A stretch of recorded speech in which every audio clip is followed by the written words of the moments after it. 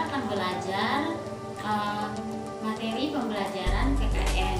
Nah, di sini dengan Miss Marta Bara. Oke.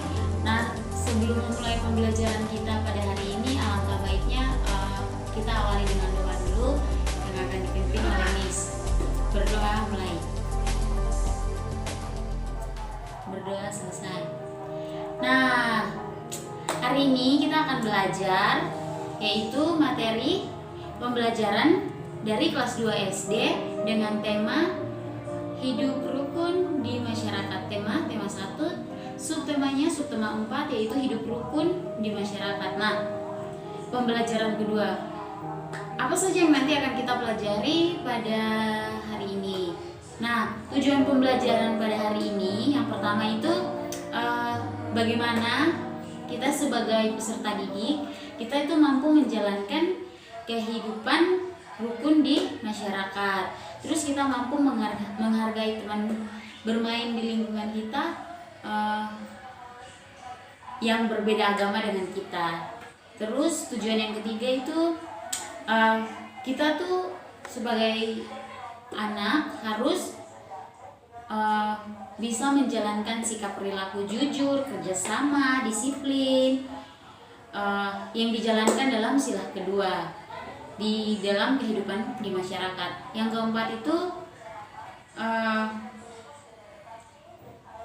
kita akan tujuan pembelajaran yang keempat itu akan menjalankan sila kedua dalam lambang sila Pancasila yaitu Garuda Pancasila.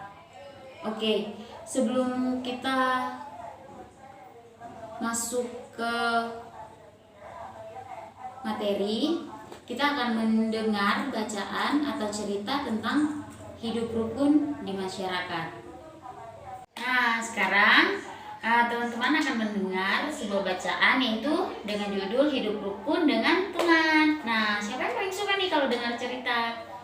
Nah, jadi Uni, Cici, Eko, dan Dono, Mede, dan Ale berjalan bersama-sama ketika mereka itu pulang dari sekolah. Nah, Cici tampak senang, gembira pada saat itu. "Kenapa kamu terlihat sangat gembira, Uni?" kata Cici yang berjalan di sebelahnya. "Nah, besok pagi adalah hari raya Idul Adha. Aku tidak sabar buat lihat penyembelihan hewan kurban," jawab si Uni. "Wah, asik. Besok kita main ke rumahmu ya, Un. Terus kita buat sate." Jadi mereka tuh akan membuat sate dari kurban penyembelihan. Nah, kata Eko sambil mengelus perutnya. Tingkah Eko membuat teman-temannya tertawa. Jadi mereka tuh tertawa terbahak-bahak bersama teman-temannya mereka. Nah, besok kita harus datang pagi-pagi supaya Eko bisa makan banyak satenya karena Eko nih sudah ingin makan sate. Kata Eko sambil mengelus perutnya. "Besok kita harus datang pagi-pagi." Jangan datang terlalu pagi," kata Uni. "Kan harus melaksanakan sholat dulu." Jadi Uni bukan tidak mau teman-temannya datang tuh harus pagi, tapi mereka karena pagi itu dia harus beribadah dulu.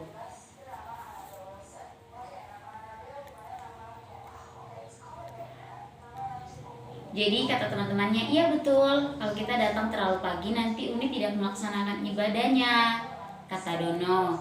"Iya, aku kan hanya bercanda," jawab Ale sambil tersenyum. "Kalau begitu kita datang setelah Uni sampai di rumah," ajak si Cici.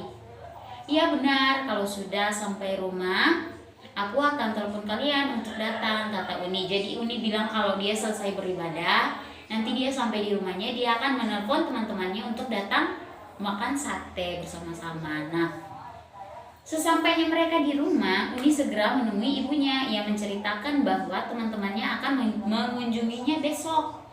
Nah, Uni juga mengatakan bahwa teman-temannya memberi kesempatan dirinya untuk melaksanakan sholat di masjid.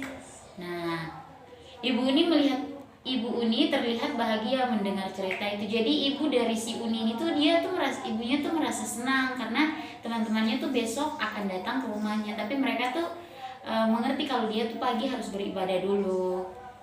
Seperti itu.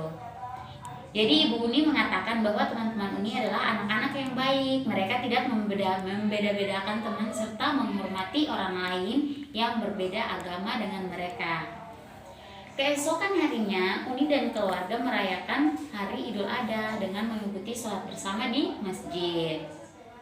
Nah, dilanjutkan dengan melihat penyembelihan hewan kurban. Setelah Uni sampai di rumah, ia segera menelpon teman-temannya. Mereka pun datang ke rumah Uni. Wah, aku sudah tidak sabar untuk makan sate kambingnya hari ini. Nyam nyam nyam nyam, kata Eko. Jadi Eko ini sudah tidak sabar untuk mau makan satenya. Mari kita buat sate di teras rumah, kata ayah Uni yang telah selesai menyiapkan peralatan untuk membuat sate. Uni dan teman-temannya membuat sate ditemani oleh ayahnya Uni. Oh, mengapa Idul Adha dilakukan dengan memotong hewan? Tanya Cici pada ayah Uni. Jadi temannya Uni, si Cici ini, dia bertanya kepada ayahnya Uni, mengapa mereka itu harus ada pemotongan hewan pas hari Idul Adha. Nah, jadi jawab ayahnya Uni begini, memotong hewan adalah simbol keikhlasan dalam melakukan sesuatu untuk Tuhan, kata ayahnya Uni. Lalu daging dibagikan kepada siapa saja? Lanjut Dodo yang bertanya. Dibagikan kepada seluruh masyarakat sekitar masjid tanpa membeda-bedakan suku, agama, ras, anggota, atau golongan tertentu. Nah, jadi mereka juga bilang mereka juga tidak akan lupa untuk membagikan untuk orang-orang yang membutuhkan, kata ayah Uni. Wah, inikah wujud hidup rukun dengan sesama umat beragama? Tanya Mede. Benar, 100 untuk Mede, saut ayah. Jadi ayahnya si Uni mengatakan kepada si Mede karena Mede bilang ini wujud dari kasih sayang mereka sesama umat beragama, seperti itu. Jadi setelah membuat sate mereka berkumpul dan bersiap untuk makan. Tak lupa sebelum makan mereka berdoa sesuai agama masing-masing. Ingat ya teman-teman, kita harus selalu menghormati teman-teman kita meskipun mereka tuh berbeda agama dengan kita. Seperti yang dilakukan Uni dan teman-temannya. Sikap saling menghormati itu dapat menciptakan kerukunan antara umat beragama. Jadi hidup rukun itu sangat penting bagi kehidupan kita. Apalagi kalau kita yang berbeda agama, suku, ras, dan lain sebagainya. Jadi kita tuh tidak boleh membeda-bedakan teman-teman di sekitar kita. Terus harus saling menolong, seperti itu. Nah, sebelumnya kita akan masuk pada apa saja itu, karena tadi sudah mendengar cerita dari hidup rukun bersama teman-teman. Nah, kita akan masuk materi. Yang kita akan pelajari pada hari ini itu apa saja pengertian dari hidup rukun, apa saja ciri-ciri hidup rukun, hubungan antara hidup rukun dan sila Pancasila dalam kehidupan kita sehari-hari, seperti itu. Nah, yang pertama Miss akan menjelaskan bagaimana pengertian hidup rukun. Nah, pengertian hidup rukun itu adalah sebuah konsepsi diri hidup yang tentram, aman, dan juga damai di mana semua lingkungan masyarakat, sekolah, keluarga, pertemanan, dan juga kehidupan bernegara dan berbangsa untuk saling sayang dan menyayangi antar sesama serta saling tenggang rasa untuk selalu menghargai orang lain. Jadi kalau hidup rukun itu kita hidup di mana ada teman-teman kita, tapi kita hidup tuh selalu damai, selalu saling menolong, seperti itu. Nah, yang kedua, apa saja ciri-ciri dari hidup rukun? Nah, yang pertama itu saling dapat bekerjasama antara sesama masyarakat. Misalnya kita kerjasama sama tetangga kita, keluarga, dan juga pertemanan kita. Contoh kalau di dalam keluarga hidup rukun itu seperti adik dan kakak nih. Kalau semisal macam ibu kalian membeli adik punya permainan, berarti kakaknya tuh harus mengalah karena kakak itu harus sudah tahu kalau tuh sudah besar, jadi harus mengalah kepada adik, seperti itu. Nah, di situ tuh akan menciptakan hidup yang rukun atau yang damai antara adik dan kakak. Kalau contohnya seperti di lingkungan masyarakat, karena materi kita ini tentang masyarakat. Nah, kalau kita mungkin mungkin di tempat kita tinggal itu ada warga, jadi pembersihan lingkungan masyarakat atau lingkungan tempat kita tinggal, kita pasti akan gotong royong bekerja sama. Jadi itu akan menciptakan suatu kerukunan di tempat tinggal kita, seperti itu. Terus yang kedua, saling menjalani persatuan antar sesama meski terdapat perbedaan berbagai pendapat, prinsip, dan juga perbedaan ide. Jadi biar di suatu tempat atau lingkungan masyarakat itu kita berbeda-beda pendapat, tapi untuk persatuan kita tuh, nah jadi itu poin keduanya. Nah kalau poin ketiganya tuh hampir mirip sama poin pertama, itu tuh ikut serta untuk melakukan kegiatan bergotong royong dan kerja bakti di lingkungan, baik itu di lingkungan rumah, sekolah, dan lingkungan masyarakat. Terus yang keempat itu bersikap dengan ramah tamah kepada semua masyarakat apabila saling bertemu, baik di jalan ataupun dimanapun kita berada. Misalnya kalau pada poin keempat itu kita jalan nih, ketemu sama orang lebih tua di lingkungan tempat kita tinggal. Nah mungkin kita langsung memberi salam, selamat siang ibu atau bapak, seperti itu. Nah itu kan kita sudah menunjukkan sikap saling menghargai. Jadi di situ akan terciptanya hidup rukun di masyarakat. Nah, terus di dalam ciri-ciri kehidupan rukun di masyarakat itu kita harus meningkatkan nilai keakraban di lingkungan sekitar kita. Jadi di sekitar tempat kita tinggal itu kita harus akrab sama orang-orang di sekitar lingkungan kita berada. Jadi kita tuh tidak boleh membuat onar, macam masalah, atau berantem sama teman. Nah, sering kan biasa tuh anak-anak kalau bermain sama teman, mereka tuh sering berantem, tapi itu tidak boleh karena itu tidak akan menciptakan hidup yang rukun. Terus poin berikutnya itu saling menghormati antar sesama yang lebih tua maupun dengan yang lebih muda. Jadi biar orang itu lebih tua atau lebih muda, kita sebagai anak-anak itu kita harus menghargai sesama kita, seperti itu. Poin yang terakhir itu di ciri-ciri hidup rukun itu saling menghargai meski terdapat perbedaan suku, perbedaan budaya, ras, dan juga agama. Jadi misal si Tini dia tuh beragama Islam, terus si Tono ini beragama Kristen. Jadi kalau setiap mereka bermain, si Tini tuh harus mengingatkan si Tono untuk ingat untuk beribadah kalau pas sholat hari Jumat, seperti itu. Atau Tono menghargai kalau Tini lagi beribadah pada hari Minggu di gereja, seperti itu. Terus perbedaan suku, kita tidak boleh mengejek antara suku yang satu dengan suku yang lain, tapi kita tuh harus menghargai suku yang lain, seperti itu. Nah, itu adalah ciri-ciri dari hidup rukun di masyarakat. Sedangkan poin ketiga yaitu hubungan antara hidup rukun dan sila Pancasila dalam kehidupan sehari-hari di lingkungan masyarakat atau di lingkungan tempat kita tinggal.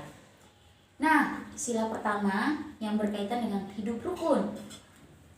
Nah, bunyi sila pertama kan ketuhanan yang Maha Esa. Nah, itu mengajarkan kita sebagai anak-anak yang berbangsa untuk bertakwa kepada Tuhan yang Maha Esa, karena kita sebagai warga Indonesia itu masing-masing memiliki agama dan keyakinan yang berbeda. Indonesia memiliki 6 agama yang diakui, yaitu Islam, Protestan, Katolik, Hindu, Buddha, dan Konghucu. Nah, kalau kita berbeda, tapi kita tuh harus hidup rukun dan harus saling menghormati antar pemeluk agama lain di kehidupan sehari-hari agar terlihat dari makna sila pertama dalam kehidupan kita sehari-hari. Oke, itu hubungan antara hidup rukun dan sila Pancasila dalam kehidupan sehari-hari, yaitu sila pertama. Nah, sila kedua itu yang berbunyi kemanusiaan yang adil dan beradab. Nah, sila kedua ini mengajarkan kita untuk memperlakukan manusia sesuai dengan harkat dan martabatnya.